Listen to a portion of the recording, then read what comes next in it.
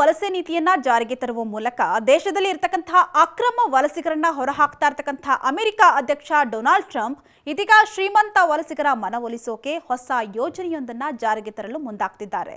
ಶ್ರೀಮಂತ ವಲಸಿಗರಿಗೆ red carpet ಹಾಕಲು ಮುಂದಾಗಿರತಕ್ಕಂತಹ Trump America ಪೌರತ್ವವನ್ನ ಪಡೆಯಲು ಗೋಲ್ಡ್ ಕಾರ್ಡ್ ಯೋಜನೆಯನ್ನ ಘೋಷಣೆ ಮಾಡಿದ್ದಾರೆ. ಹೌದು, $5 ಮಿಲಿಯನ್ ಅನ್ನ ಪಾವತಿಸಿದ್ರೆ ಈ ಗೋಲ್ಡ್ ಕಾರ್ಡ್ಗಳನ್ನ ಪಡ್ಕೊಳ್ಬಹುದಾಗಿದೆಯಂತೆ.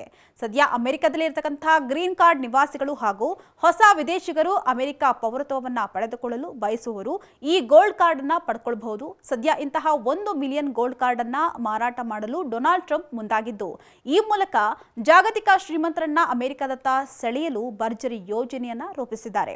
ಅಲ್ಲದೆ ಈ ಯೋಜನೆಯಿಂದ ಅಮೆರಿಕ ಆಡಳಿತಕ್ಕೆ ಹಲವು ಅನುಕೂಲಗಳು ಆಗ್ತಾ ಇವೆ.